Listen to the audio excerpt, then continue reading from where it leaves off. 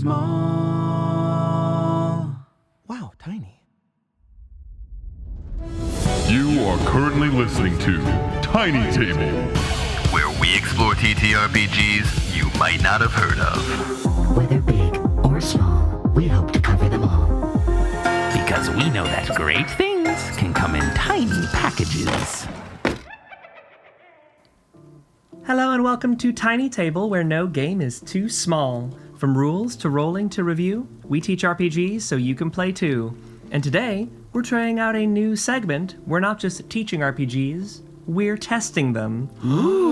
Welcome to a new segment here on the show titled Tiny Test, where we are going to be doing single episode playtests of games currently in development, starting with mine. Yay! Those who have tuned in for our side tables of Julian's game design have probably heard me primarily talk about Blood, Love, and Rhetoric, a game that will be hitting the airwaves of this show in due time. This is how I'm going to make myself finally get into the playtesting stage and out of the sit alone at night and think about the game stage of game design, which is a forever trap. For all of my game designers out there, you know exactly what I'm talking about. Today, we're playtesting a game, the first RPG I ever wrote, I want to say. Yeah. I think so. Yeah. Yeah, sounds about right. I described this game one time on our most recent episode of Julian's Game Design. This is Ride or Wait, a tarot-based storytelling game, kind of a lyric game intended to be played in a short session. It can be played solo, it can be played as a group, and we are going to be playtesting the most recent iteration of it. I had a couple chances to playtest it last summer, and I've had some updates to the design. This is my first time playtesting this exact iteration of it, and I'm very excited to see how it goes. I wrote this initially for a poetry jam. Whoa. I remember that. So, to talk a little bit about the inspirations for this game, part of the playtest today that I'm curious about is I want to hear the degree to which the rules as I have currently written them evoke these inspirations. It's kind of like a meeting between Samuel Beckett's plays like Endgame and Waiting for Godot meets the episode of SpongeBob where he's waiting for the bus in Rock Bottom and keeps missing the bus. Yeah. I don't understand your accent. That episode gave me like such dread watching it as a child. Oh, same. Terrifying, So bad. honestly. So the name of the game is Ride or Wait. It is a pun on the Ride or Wait tarot deck. Puns are always good if you have to explain them. Let's dive right in. Separate a full tarot deck into 5 decks. The major arcana, the cups, the pentacles, the swords, the wands. You are waiting for the bus. Draw 3 cards in order from the major arcana deck. Answer the following questions with the cards as your inspiration. Who are you? You are always wanting. Where are you waiting? The bus stop is always lonely. Where are you headed? The destination is always far away. Let's draw those 3 and begin our answers. For the who are you question, the Hermit, upright. The Hermit. A lonely sage in a gray robe holding his staff holds aloft a lantern in a desolate wasteland. Ooh. So, Julian, because I feel like this is a question I'm having, so maybe people wanting to play will have this too. Are we all sharing a character? Yes, we are collectively describing one person. Okay. May I start? Please. Please. A detail I think I'd like to give for this character is that they are a parental figure of some sort. Something about the image evokes like an old like grandmother or grandfather searching in the woods for a lost child. The way that the wizened figure kind of holds up their lantern, I think this is maybe someone who is a parent of some form. I think I'll add maybe an estranged parent, someone who hasn't seen their family, their children in a long time. That adds a nice little wanting quality to them. Okay. The next card. Oh, my nemesis, the moon. The question is, where are you waiting? The bus stop is always lonely. Describe the card. Between two tall gray towers, a large moon bears down upon wolves baying at it, while a crab slowly ekes out of the water. There is a woman in the face of the moon, pensive and mysterious. They are waiting outside of the piers. They are an old fisherman lady. Their staff is a fishing pole. Ooh, old fisherwoman mother waiting near a dock. Very cool. It's lonely, it's desolate. Do we It's think nighttime. It's nighttime. Okay. They spent all day foggy. fishing by the And the old moon lighthouse. is full. I like it.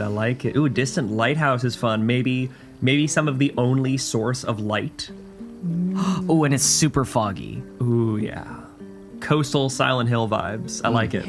Yeah, I like the idea that if this is mostly illuminated by a lighthouse, there are many long periods of dark, only ever so occasionally illuminated by the swinging of the lighthouse before another long rotation. And so I think things, if other people or even buses come, I like to imagine they come in the pitch black and then are revealed in those little spotlight moments.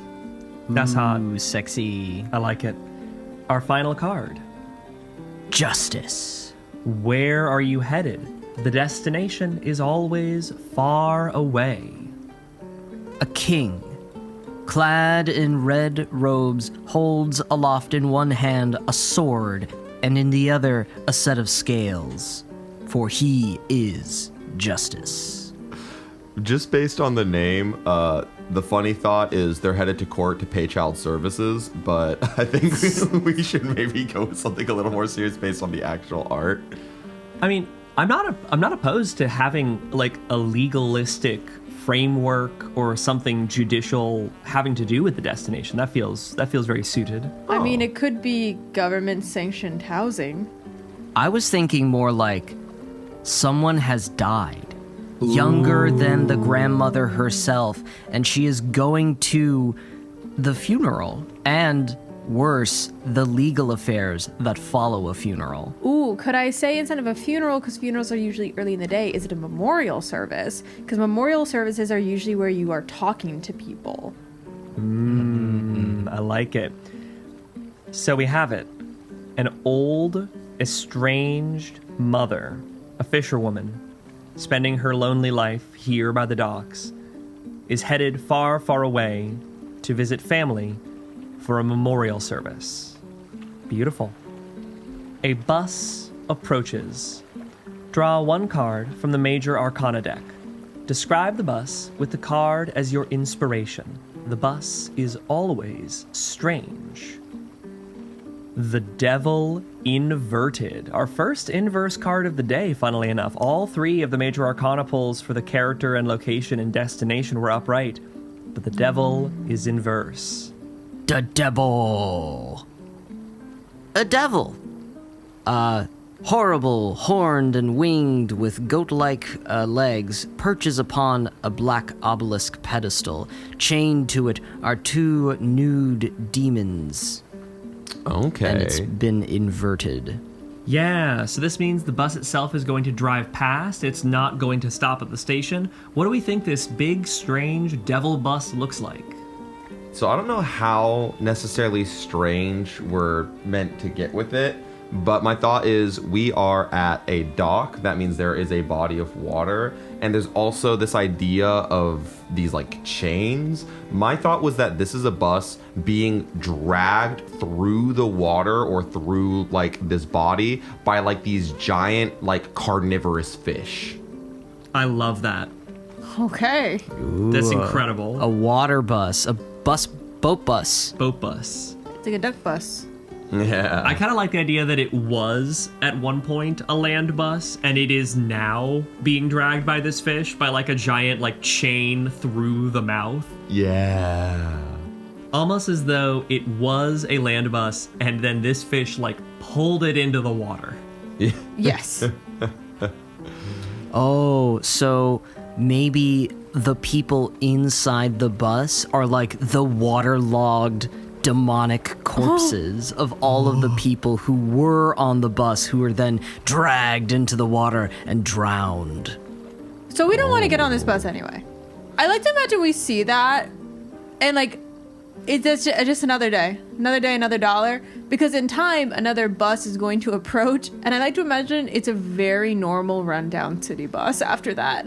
Like, that's the waterlogged ghoul bus, of course. Yeah. That's a for Our Lady. She's like, oh, it's Gerald, the giant demon fish. I'm nonplussed about this. Nonplussed. I like the idea that for our Fisher lady, she's like, the one that got away. The Moby Dick. Yeah. In time, another bus approaches. We have the world. Inverted also, this bus does not stop. In a wreath of what looks like to be vines or maybe even chains, a woman holds two wands, and in the four corners, a man, an eagle, an ox, and a lion. She represents all of the world, all of its cycles. And she drives on by. What do we think this strange bus looks like? I like to imagine that, again, it's kind of a rundown city bus. You can see where it's gotten into crashes, but the city didn't think it was necessary to repair it because it's still going. It has an exhaust pipe that's pumping out, black smog. It has a grizzled bus driver. You see that it's just other people that are commuting home, but you look on the blinking sign and what should be a local stop, well, that bus is now express, so it's just zipping on by. I kind of like the idea that the bus is out of time a little bit. Like it's the oldest bus from the city. Yeah. You can see the folks on board are dressed for like professional work, but professional for them means they're in like top hats and monocles. And they're very old-timey. I kind of like the idea. There were all these animals that were mentioned as being depicted, such as the ox and the eagle. And my thought is that these take place in the form of graffiti that the city just hasn't bothered to wash off this bus. Oh, and it's like the graffiti is like modern, like sprayed by a spray can, but the aesthetic is like Greco-Roman pottery art. I like that. All right, well, what's our next bus? Before we go on, we should, we did this so naturally that I didn't even read the rule, but in time, another bus approaches. Describe the wait and how it passes, and describe how it drives past this station, are things we should be doing for buses when they drive past. So, Holly, you said that it was labeled as going local and then flipped to express as it was approaching this bus stop? Yes. Oh, it did that annoying thing that the M15 does sometimes, where it slows down and draws close into the station and then quickly pulls away and speeds off. Yes, it is exactly that. It's a bygone era. I love it. How does the Wow. wait pass in between this bus and the next? Cold. Cold. The night drags on, the moon hangs high. This bus comes to a stop, and it is the Fool. Oh. In a mountaintop, in the bright, beautiful sun, a young, foppish sort of man in resplendent garb carelessly teeters toward the edge of a mountain, unaware, head held high, looking toward the sky. I would be remiss if I did not mention the little dog that yips at his heels. So, the card is upright. The bus will come to a stop. Describe how it halts. What is this strange fool bus looking like, and how does it come to a stop at this station? Oh, its exterior is covered in this beautiful, classic, like, retro arcade carpet, bowling alley carpet. Ooh. You know what I mean? With the blue and the abstract little swirls and purple and, like, little shapes and dingles. And it's the whole bus. The whole bus is patterned on the outside with the bowling carpet look. Dare I say, it's It is a carpet, like the exterior of the bus is soft. Shag carpet bus. Shag bus. Ew. I'm gonna throw in a detail in there. The bus driver is a schnauzer. Oh, I love that. There's a dog at the wheel. There's a dog at the wheel. Really cute. How does the bus come to a stop? A little recklessly. There's a dog I at think the wheel. it fully straight up off of a cliff. I don't know. I guess there are cliffs. There are lighthouses, so there's cliffs, right? Just comes right off of a cliff face and pulls into the stop. It's like coming down from a higher elevation, like it goes over the cliff and lands in front of us. Mm-hmm. Amazing. I love that so much. And the big shag carpet, which of course is also present on the undercarriage, helps to cushion the fall. That's so funny. It has as it lands, the bus compresses a little bit, and you hear like a little dog toy squeak. Oh, it's a giant dog toy bus. Wait, this is so good. We're going to a love memorial this. service. This sucks. Goofy ass dog bus.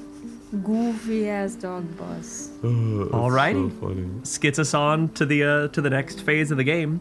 A passenger or two depart the bus. Draw one card from the Major Arcana deck.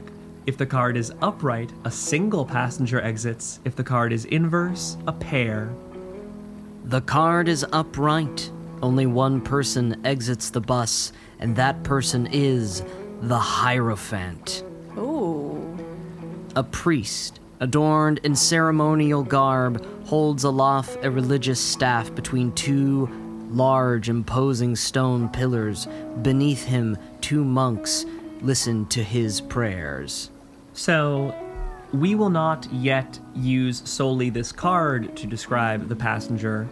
We shall now draw 4 cards, one from each suit deck. We will take inspiration from the art of the cards as we answer each question. When in doubt, consider the Major Arcana card that announced their entrance. Not relevant here, but I'll read it because it's the next thing in sequence. When describing a pair of passengers, they are aligned on 3 of these topics and opposed on one of them, whichever suit card has the highest value. We'll get into the specifics with each card draw, but I'll quickly give us a top-level overview. The wands will tell us of their passions, the pentacles of their possessions, the cups of their emotions, and the swords of their thoughts. So for our 4 draws for the Hierophant, we have the Ace of Wands inverse, the 10 of Pentacles upright, the 5 of Cups upright, and the 5 of Swords inverse. No shit, it's the 5 of Cups? Yeah. Upright? Yes. I have the 5 of Cups inverse tattooed on myself. Whoa. Whoa. And if you grab Holly and you hang her by her ankles, you have the 5 of Cups upright tattooed on yourself. So actually the funny part of my tattoo is that if anyone else looks at it but me, like if I'm showing anyone, it's upright, but when I look at it, it's inverse. Oh. Because it's on my forearm, so if I would show anyone, I would just extend my arm out and anyone would look at it, but when I look at it, because I'm like putting my arm towards me, it's then inverse, and that was an extremely intentional design choice. Oh, that's so fun. I love this. So, we shall go in order. We're starting with a bang. We're starting with the ace. The wands tell of their passions. The higher the number, the greater their zeal. What are they passionate about, and how is this displayed? If the card is upright, their passion is positive, a love. But this card is inverse. Their passion is negative, a hatred. I have a tarot reading question here that I've not defined in my rules explicitly. The ace is kind of a curious card in, a 52 pickup deck because it is highest in poker suiting, but it is also allowed to be a 1 for like straight completion. In blackjack, it can be an 11 or a 1. I kind of like the idea that it can be read high or low. So I'm curious how we want to interpret that. In traditional tarot, it is considered a 1. It is considered the start of the deck. Okay, so that means this is the lowest possible result. Interesting. So not the highest, but the lowest. But I love the idea that there is a just low simmering hatred for maybe whatever their passion is. I don't know. Of course it's the Hierophant, so I'm thinking of like an off the clock priest of sorts. And they have just this low simmering disdain. Interesting. So a religious figure is exiting this bus, but they have just like nascent within them, just starting maybe, some disdain for the passion of the church. Ooh, interesting. This brings us then to the pentacles, which tell of their possessions. The higher the number, the greater their wealth. What do they possess, and how is this displayed?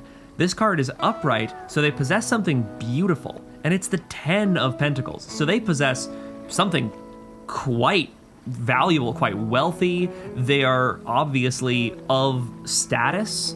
What do they possess, and how is this displayed? They got that full Catholic drip on.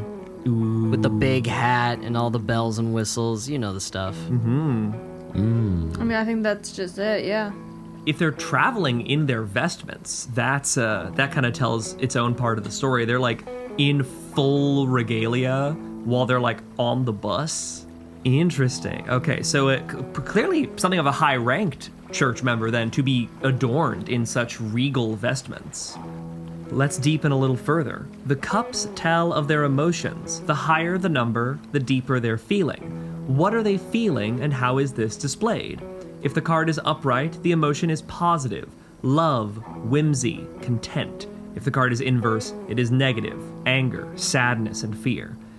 It's the 5 of Cups and it's upright, so they are feeling kind of a middling level of a positive emotion right now. So, could I actually bring in the meaning of the 5 of Cups? Please.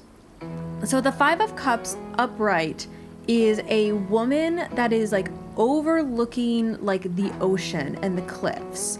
And there's 5 cups around. It's a card that is about trauma and sadness and like depression. Yeah, 3 of the cups are spilled on the ground, but 2 behind her remain upright. So that's just kind of a funny thing of like the card is upright, and so the emotion is like positive, love, whimsy, content, but the meaning of the card is something opposite of that. So that just might be something fun to play with. I know we're not trying to bring in the actual meanings of it, but given the fact that it's tattooed on my body, I would be remiss to not bring it up. No, and you should always feel free to do so. I think actually that informs it a little further. And one could possibly associate this with the church, is there are negative feelings that feel positive to engage with, right? Catholic guilt. Yeah, Catholic guilt is an example, right? We've got these feelings that are explicitly kind of negative, but it feels good to indulge in them, to indulge in a great sadness or a great anger, something that's motivating and feels propulsive in its negativity. So a positive depression, how does that, what shape does that take for this person? I mean, if we're trying to tie it back to the other things, it could also be an indulgence in this newfound disdain.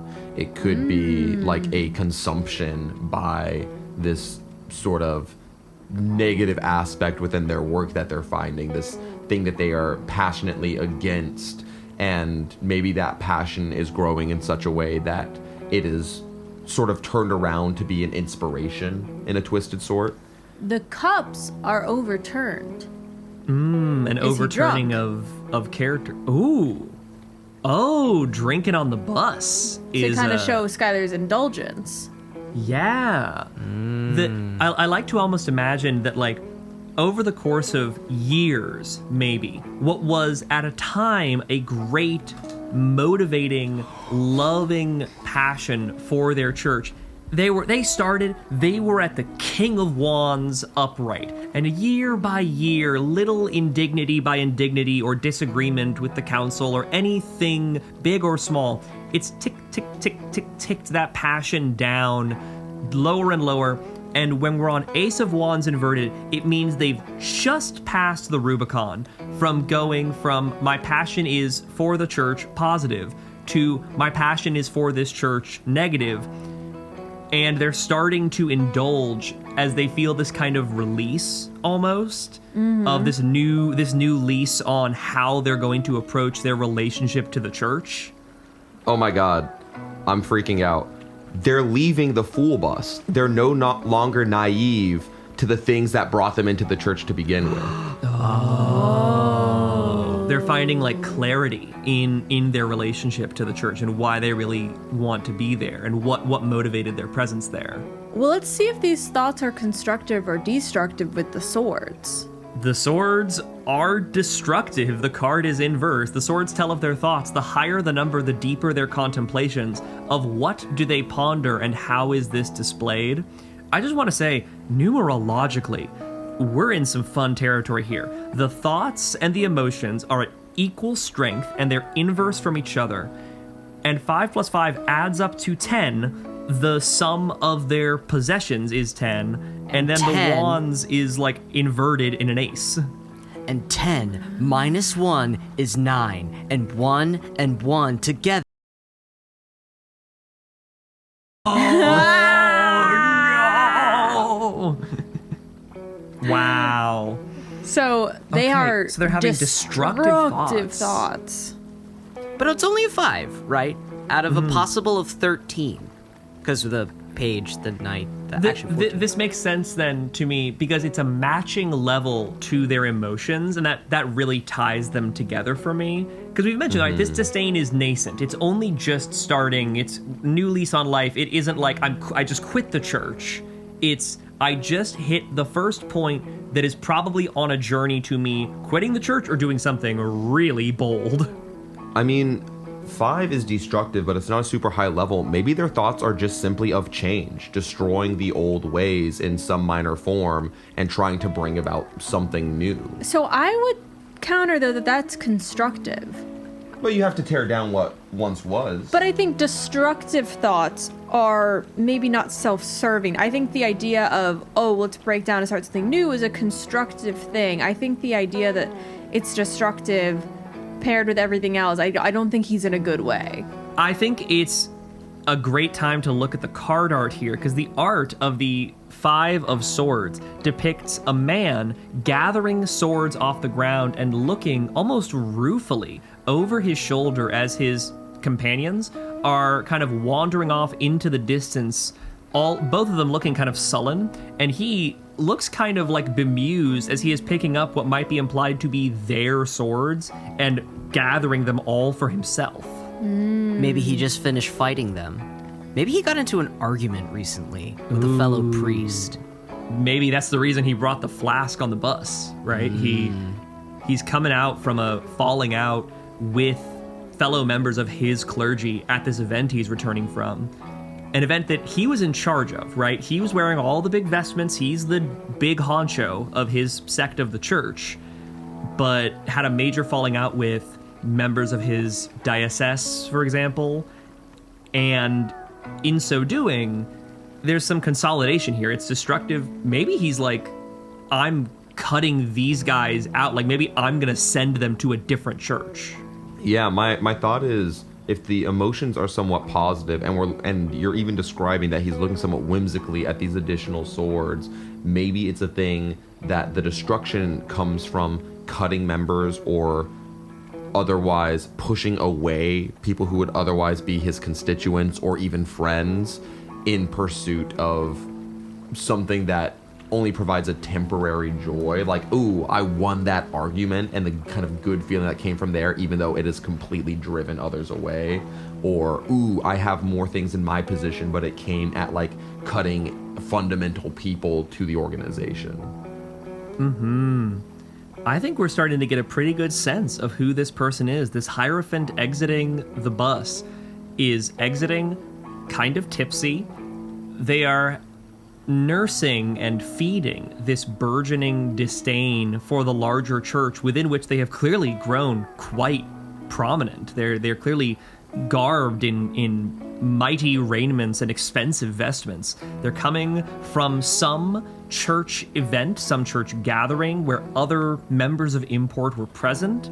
And in the conversations that were had there, this Hierophant burned some bridges, like made some enemies, made some statements that kind of positions themselves as opposed to other members of their church that were prior in alignment, and they're feeling kind of good about it.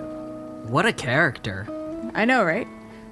Yeah, what a character indeed, and I think it's time for us to properly meet them. You speak with the departed.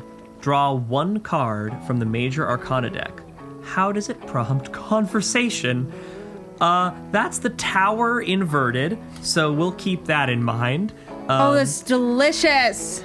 It's amazing. Before you speak, consider how you and the departed align and how you oppose. How could one's perspective change the other's? Describe, then embody the conversation. Play a short scene, a few minutes. At the scene's end, the bus prepares to depart. Tower inverted. I mean, hello. The Tower in Tarot famously is a card about, like, mass destruction, even worse than the devil. The Tower signifies all ruin. People are falling out of a burning building, being struck by lightning as a crown falls off of it. Hello? 9/11? Stop. All I'm saying. Oh my god. We're done. One must needs consider. But the tower is inverted, notably. What does the tower inverted normally mean? Because it's so bad when it's upright. Is it like really, really good when it's inverted? Or is it like, no, it's always bad? It's meant to be an omen or a warning. I mean, it's an omen or a warning in the first place, but like I think inverted means like near danger or near miss. You know, just miss it. Or like be careful, this could be in your future if you're not preventative. This strikes me as a very fitting card here because we are talking about a woman who is currently estranged, currently living in a somewhat isolated way by a tower, seeing someone who, by all regular metrics, is very successful, right? Is high up in their church, is respected by their peerage, or at least was until just a day ago or something like that. And they're coming off this bus and they're coming off of it drunk. I feel like this is a bit of a is it too on the nose to say come to Jesus moment for our character of seeing the excitement and the joy and the vigor of someone who has just burnt a bridge. And I wonder if this is a moment of reflection for our character, a moment when she in the past became estranged and felt that invigorating, yeah, fuck them, I don't need anybody else, I'ma do me kind of energy, and how exciting and exhilarating that felt in the moment. And now she lives a very lonely life, a very like isolated life here out on the pier. It's almost like a bit of a figure of herself from the past in a kind of mirrored sense. And I wonder if this could be a turnabout for herself by reflecting on where she's been and where she's going. So, Julian, how do we usually run these scenes? Because we have played shared characters before. How is the role of, like, NPC bus departer played? Explicitly, as I've written it here, it is not currently defined in the rules. I've taken a few different approaches in the past. The one I've done the most often, and I think we can do today, is to just have one of us play the fisherwoman, another one play the departed priest, and the other two can observe and possibly pop in with environmental descriptions or suggestions if they have them, but not explicitly be embodying a character with dialogue. Are we cool with that? That's fine with me. Anybody particularly motivated to portray either the old fisherwoman or the departed drunk priest? I feel like I want to be the old lady. Oh, Yeah, okay. be the old lady. Yeah. Neo, I'd love to see you as the priest. Me? Yeah, I feel like you could Okey-dokey. kill it. Oh, thank you. I just thought it was really funny because I was like, well, Skylar has the most experience playing a Maybe, priest, I mean- spurned by the activity of the church in a high role who's just about to burn some bridges. Yeah, based on our home game. But so yeah, funny. no, hey, listen, this is your opportunity to be the other hand. So I'll be Dante. I'll be the priest. That's so funny. Amazing. The door of the bus clink, clink, clink, clinks open, and then at its most open point, there's kind of a muffled thump as the furry lining of the bus door hits the lining of the wall of the bus, and out stumbles this preacher. Thanks. Comfy ride? Yeah, real comfy, you know, with makes the impact a little less, but can't say so much about the driver. You seem like you're used to comfort. You know, his robes are actually really itchy. They look pretty, but I wouldn't call them comfortable. They're just for show. So not all it's cracked up to be then. Yeah, considering where I just came from, maybe not. You know. But any institution, any system, you gather more than 3 people in a room and, well, you know, you've got problems there. Sometimes having even 3 people can be better than having none. Huh. Now this is quite funny. I feel like you're the one who's supposed to be saying things like that to me, and here I am, confessing to you. My child. The light of the lighthouse arcs past and briefly illuminates. You see the glint off of the beautiful raiments and the dull reflection of the flask. Children can be surprising like that, can't they? Yes, children. And the wills of their fathers. Sounds familiar. What about you? Where head you? I had to see children of my own. Hopefully. If they'll see me. Ah. May they carry the Lord's forgiveness in their hearts, and may it find ours sooner rather than later. I only hope that I have the capacity to carry forgiveness for myself. A thing that kind of looks over the bus. Maybe awaits me in there. Good company, at the very least, it would seem. Yeah. You know, we talk a lot about, you know, the forgiveness of the Lord, whatever, you know. That's always there for you. But you gotta come to it. But right now, I'm maybe walking a little further away.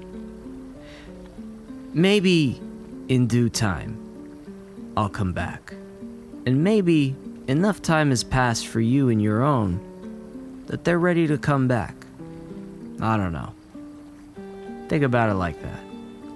Safe travels. I think as this happens, the bus driver goes, arf, arf, and the doors start to close, and kind of in this moment of this old woman being able to decide if she's going to run away or face the possible discomfort, puts her fishing pole in the door to make it swing back open as I she love goes that. on. I was gonna say, I think the fishing pole, she casts it to catch the door before Yeah. she closes. I was thinking that as that's well. so good. And thereby do we answer the titular question that leads us to our final scene. Do you ride or wait? Is this the bus for you? It's time to ride. I think it's time She's to gonna ride. face her fears. She's going to come to Jesus, to the funeral. And hopefully to, you know, maybe forgiveness in the hearts of those of her estranged family. If you ride, draw a final card from the Major Arcana deck. Describe the bus's interior, a small scene unfolds within the bus. The card foretells the journey, and our story ends. Our final card is the Wheel of Fortune upright. Wow, that's so beautiful. Do you mind if I kind of describe this scene? Please. Please. So I think the interior bus is like a Chuck E. Cheese on crack. It sucks in there. You can go from there what you think that looks like, but no, it sucks. But I think our old fisherwoman gets into a seat. She is blessed with fortune that there's one of those double seaters that is open so she can sit and put her bag on one. I think she settles in. It's going to be a long bus drive. And I think she looks out at the moon on the water of the dock that she knows. And I think there's a bzz, bzz of her phone, and she looks down and she sees her son has texted her. Unfortunately, it was his daughter who passed too early. A grandchild that for many years she did not get to be a part of their lives. And he texts and says, I really hope you can make it, Mom. I really need you. And I think she shakily texts back, I'm on my way. And I think the story closes. That was... As the sad old woman closes her flip phone after numpad typing in, I'm on my way, the bus springs into an absolutely farcical journey to head on by. What a lovely... This is one of my favorite arcs, one of my favorite stories I've ever I've had in any playtest of this game. Wow. I'm quite happy. What did y'all think? How did y'all feel about this playtest? Julian, it's very smooth. So since Very fun. I was there from, the very beginning of this, I think you've really smoothed it out. I think it's very, very smart to use the tarot deck. I mean, it's so evocative. People can... if they're really struggling to come up with things, I mean, we're pretty experienced improv, creative people at this point, but I think even people that are less experienced, because you can really lean on the meaning of the tarot. Like if they're drawing blanks and are like, I don't even know, you can just look up what the tarot means to get inspiration. So I think it's a really smooth mode of storytelling. It's definitely dual purpose in that way, right? You can look at the literal art, you can look at the meaning. What's cool is that if you use a different deck instead of the classic Rider-Waite, everything totally changes because of the art style. And also like Holly was saying, if you're not super creative or good at improving or even coming up with character motivations on the fly, having the 4 minor arcana depict their thoughts, their feelings, their wealth, their actions, their passions, right? These are 4 different categories that can sort of help you create a character that feels very grounded because it has 4 different points of human experience to kind of fully realize them. Yeah, the play experience was really smooth. I think the way that it is laid out, each step kind of helps you get into the mindset of this narrative that you're building either collectively or even by yourself. You start off with one scene, a place, a person, and then a bus, and then things just kind of happen naturally in an order that I feel makes sense. The layout is very, very intuitive to follow, and I felt like it was very easy to get myself into the headspace of not only this woman but also of the place that we were in and the various buses and how they came to and fro from this dock that we had created. The only piece of wording criticism that I have, it says draw 3 cards in order from the Major Arcana deck, and it says who are you, where are you waiting, what's your destination. When it says answer the following questions, maybe this was just a thing where I got confused, but from reading it, I didn't immediately understand that, we answer them one at a time based on how we draw. Yeah, I was trying to figure out how to do the phrasing of that in a way that's intuitive. Yeah, I think maybe if you just put like draw 3 cards from the major arcana deck in order, like based on the cards, answer the following questions. If you just move like where the in order was to be about answering the questions rather than drawing the cards, because you're always going to draw cards in order from the top, is my thought. True. But like aside from that, you were obviously here to like explain it, and like that's how I thought it should work, and then it turns out that is how it works. So it is like pretty intuitive. But like aside from that like thing where I like was like I want to make sure I'm doing this right, the rest of it was like totally seamless. I love it. The one thing that I think is going to be incredibly valuable about having this recorded is I can literally listen to it back later on, listen to how I relayed the rules aloud, and hear for when I added additional prompting that isn't in the text I've written, and evaluate, like, did I need to give that prompting? Was that necessary? Was that clarifying a question someone had asked? If it was, how can I incorporate that into the text so the text answers that query for itself?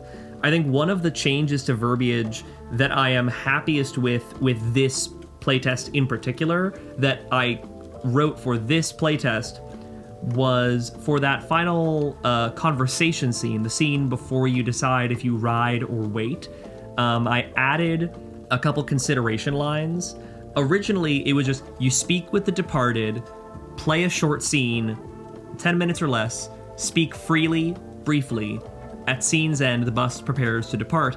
And it was always a stumbling point in the play of these games because we would hit the point where we had a really well-developed sense of the departed character, maybe not as fulfilled a sense, or too long since we've touched on it, a sense of the POV character, and we'd hit the play-by-play scene and it would wrench us into actor stance too quickly, and people wouldn't know what to do, and it would lead to a very kind of empty scene of like just platitudes or trivialities or like saying hello.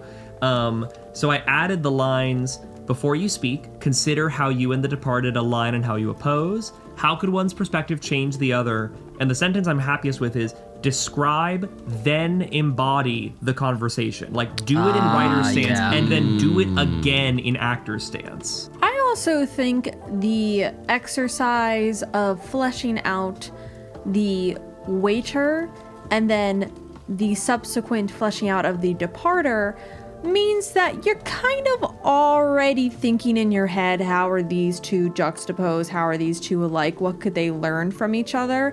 And I think the added line is a good cherry on top. But I very much felt as I was helping to make the departer, I was already considering these things. One thing I will say, kind of going more to like a pseudo like mechanics base, I think I'm maybe one of the lesser experienced when it comes to like tarot and the major arcana and things, at least of our group. But I do know that like there are only so many major arcana. Do you think it would be beneficial to the construction of this game to have like a maximum number of buses that can pass or stop before it's like, this is the last bus, you must get on this one? Because at some point, if like people decide like, oh, that's not the right bus for me, like we kind of, we have to shorten our format to fit on an audio podcast. But if people are just doing this at home, they could be like, ooh, no, that's not the right bus. Oh no, like I want to draw for the perfect one. I could see that like poll making people want to keep going and going and going, and maybe having something in there that kind of helps create a more natural conclusion could be helpful. But that's up to you. I don't know what you think. I think there could be a fun mechanic though of, if you run out of major arcana, you will not get to ride. In this, I wouldn't call it a fail state. For the purpose of my speaking, I'm just going to call it a pseudo fail state. An end state? An end state, you will make a wanderer. It's the same mechanics of the departer, but as a wanderer, have a scene discussing kind of this desolate waiting period, and it will very much be the finale waiting for Godot thing of, you're going to be waiting forever, and maybe talk about your indecision. There are no major arcana to talk about The scene will discuss your indecision as you, the player, have been indecisive. Holly, you're fucking cooking. And that's what it's been missing, because I've been saying that it's like inspired by like the Underground Lovers and Waiting for Godot and Endgame, and a big part of those narratives is like in Waiting for Godot, spoiler alert, Godot doesn't come. That's a big problem for our characters, is they need to contend with the fact that at the end of the play, their resolution moment hasn't been delivered to them, so what is to be done? I think that's I 100% need to add in a thing about like, because at this point, it's set up such that the only ending of the story is you ride the bus. And I quite like that now that I've added more moments where you draw cards to inform your own character, the location, the coming scene. This playtest has way more prompting to draw from the Major Arcana deck than the original playtest did 2-3 years ago. And that means that it's way more likely you'll hit the end of the deck. And I think that's actually quite compelling. It means there's a real possibility that you get your Waiting for Godot ending and not your SpongeBob ending. You're running out of time. It's true. Neo, just Holly, you're cooking. Thank you. Neo, just out of curiosity, if you haven't shuffled them back in, because we had a few promptings and we also had a bus that we didn't get. And it's very possible you could get a few inverses before you even get to making a departer. How many cards left did we have? I would think a decent amount just from the top of my head, thinking about the Major Arcana. We had at least probably like A dozen. We've only drawn 9 Major Arcana cards, and there's, what, 22, 21? 22. 22. So, yeah, so there's 13 left. We got less than halfway through the deck. But Okay. Notably, Skylar, you mentioned, like, what happens if you just, like, keep missing the bus? Well, we actually had a playtest with that exact replica experience where we didn't ride the first bus because we wanted, I think it was like the first or second bus that showed up. We were having so much fun describing the buses that we were like, let's wait. You know, that's part of the title. And then, like, how many buses passed by? this was our third playtest. This is the one we did back in August. And it was the very first bus was the High Priestess upright, and we had a fun conversation with multiple passengers who exited. And we were like, nah, let's not get on this bus.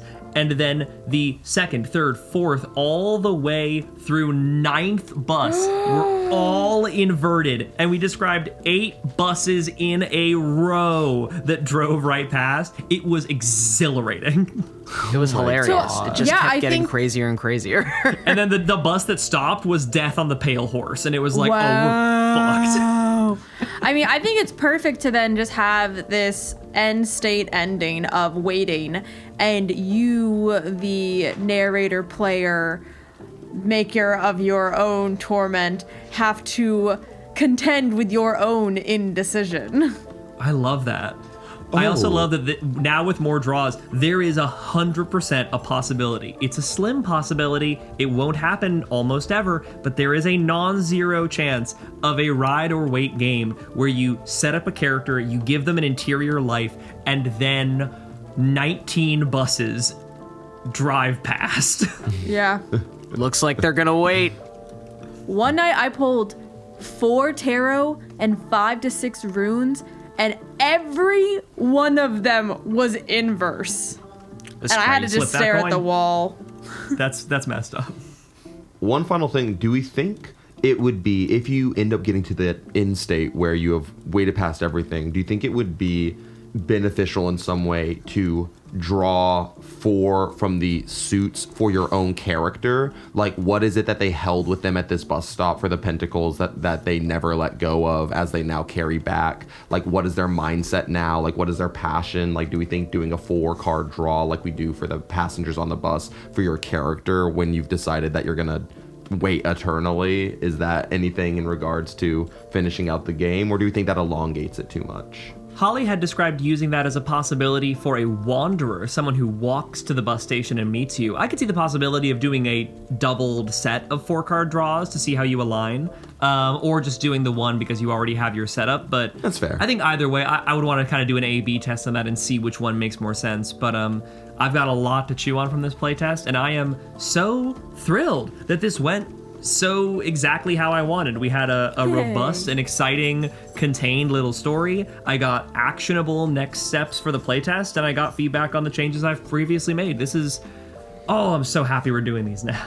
Yeah, it's so fun. And thank you, Julian. And thank you all to our listeners as we're kind of testing out some new formats. Please let us know if you like this. Again, in 2026, we're trying some new things, keeping it fresh. And we are very excited for our next game, which will be Protect the Child. The child. The child. Get excited, y'all. Have a wonderful rest of your week. Ta-ta. All right, see you soon. Bye, gang. Hi, and thank you for listening to our podcast. If you enjoyed this episode, then we'd really appreciate if you left us a review. If you really like what we do here and want to support us further, you can join us at patreon.com/tinytablepodcast. Our business email is also open for inquiries at tinytablebusiness@gmail.com, and all of our socials can be found in the episode description for any shenanigans you might want to follow. Till next time, see ya!